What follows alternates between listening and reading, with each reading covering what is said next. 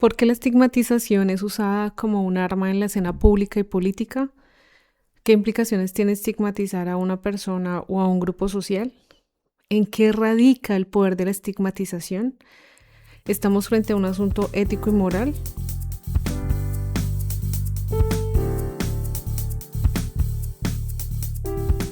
Entre el 2012 y el 2016 hice una investigación sobre un tipo de violencia ampliamente conocida en Colombia y en otros lugares como limpieza social. Encontré que la estigmatización es un mecanismo que soporta o le da posibilidad a este tipo de violencia. Es decir, cuando una sociedad estigmatiza a un grupo social o a identidades sociales específicas, se abre la posibilidad de la violencia en contra de esos grupos o de esas personas que han sido estigmatizadas. Y además, esa violencia produce poca o nula sanción social.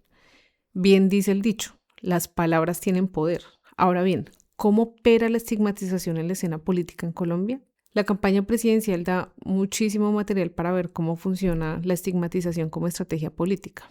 Quiero partir de un punto. Hay una gran diferencia entre el uso de estigmas por parte de líderes políticos o de voces públicas y el uso por parte de la opinión pública o de la ciudadanía en general. Quien ejerce un liderazgo tiene un poder sobre sus seguidores o sus audiencias. Eso significa que tienen una responsabilidad sobre la manera como se usa el lenguaje para nombrar o referirse a sus contradictores o a quienes son objeto de sus críticas. Sin embargo, es la ciudadanía quien concede poder a esa estigmatización al ponerla en circulación, al aceptarla y al reproducirla. Ahora tenemos además las llamadas bodegas, que también potencian el uso de la estigmatización como arma política en la escena pública. Y con sinceridad me pregunto, ¿bajo qué criterio ético trabajan quienes ponen a funcionar esas bodegas? Creo que es el mejor ejemplo para decir que la manera como se usan las tecnologías es político y ético también.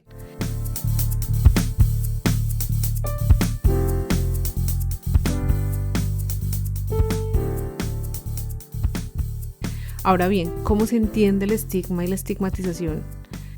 Pues hay que señalar primero que en Colombia hay un sinfín de investigaciones sobre la estigmatización. Mi investigación se suma a ese grupo de investigaciones. En resumen, se puede decir que la estigmatización pues, consiste en la asignación de atributos, características o cualidades a personas o a grupos de personas, deteriorando la imagen de esas personas. Esas cualidades o atributos son consideradas negativas en un contexto social particular. Esas cualidades o atributos hablan mucho más de quienes las crean para hacer señalamientos sobre otras personas. Pero además, ¿cuáles son los efectos de la estigmatización? Pues bueno, ya lo dije, el deterioro de la imagen de las personas, abrir las posibilidades a la violencia y a la exclusión. Pero hay un elemento en particular que le da mucho poder a la estigmatización, crear una atmósfera de desconfianza sobre ese grupo social o sobre esas personas, sembrar dudas sobre la integridad de esas personas. Por ejemplo, en casos de homicidios que eran clasificados o por la prensa o por incluso autoridades como limpieza social, una explicación muy común que encontré fue si lo mataron o si la mataron fue por algo. No se sanciona la violencia en contra de un ser humano, sino la sanción es sobre la víctima. Y ese es uno de los resultados de la estigmatización. Lo que muestra la estigmatización es una falta de curiosidad por parte de las personas por intentar entender qué es lo que sucede. Y lo que hay es un enjuiciamiento sobre quién fue, en este caso, asesinado. Bueno, para aclarar, quiero traer el ejemplo de la palabra narcoguerrillero, que últimamente ha sido usada por líderes políticos y extendida por medios de comunicación y por bodegas, claramente. Entonces, la categoría narcoguerrillero asocia dos fenómenos, el narcotráfico y la guerrilla. Hice una búsqueda rápida en Google y aparece algo muy paradójico, y es que dice que se usó por primera vez por un embajador estadounidense que posteriormente fue vinculado con narcotráfico, que financió además guerra contra guerrillas en Centroamérica. Entonces, cuando se estigmatiza a una persona como narcoguerrillero, lo que se le está diciendo a una audiencia más amplia es que esa persona está asociada con actividades que una sociedad definió como ilícitas, en este caso el narcotráfico, y está asociada además con grupos armados. Entonces se crea una desconfianza sobre esa persona. Lo mismo sucede con la categoría narcoparamilitar, y las categorías en sí mismas no permiten esclarecer un panorama político.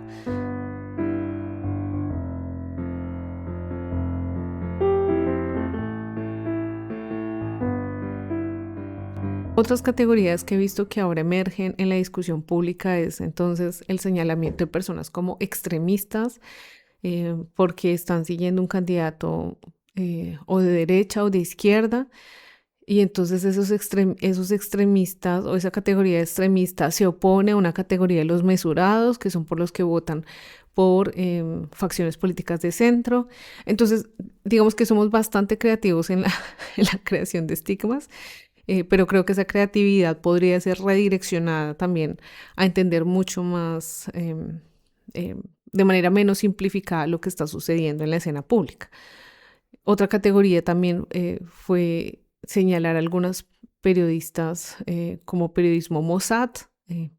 Entonces, digamos que los estigmas provienen de distintas facciones políticas, pero lo que me parece realmente interesante es que si bien una voz pública puede usar una categoría para estigmatizar a una persona o a un grupo social, lo que permite que un estigma sea eficaz es que hay un grueso de la sociedad que lo acepta, lo da por hecho, no lo cuestiona y además lo pone en circulación.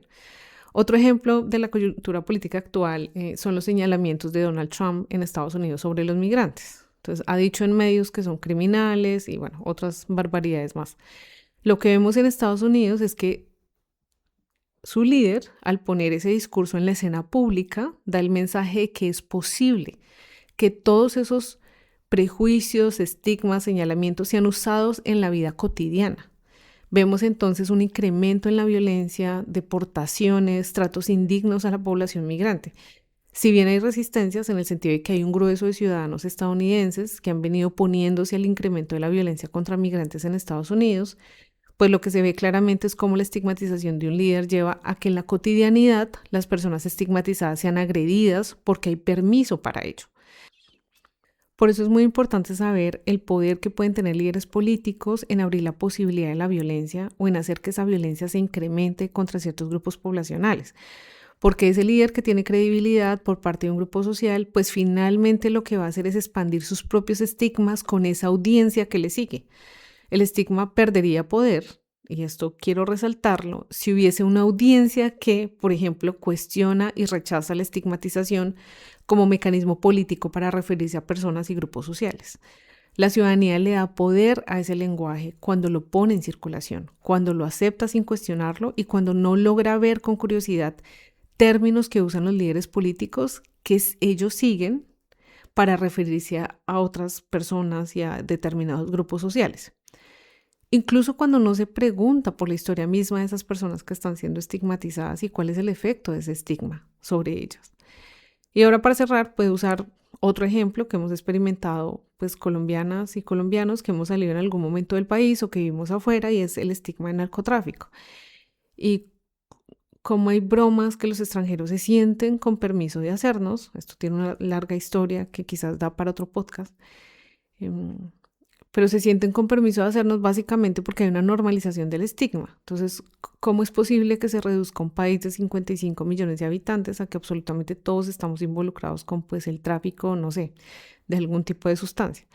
Entonces eso tiene unos efectos concretos, bueno, que además en este caso también hay mucho de doble moral, pero los efectos concretos son, por ejemplo, que los trámites de visa pueden ser un dolor de cabeza, las agresiones por parte de las embajadas o de las instancias de seguridad.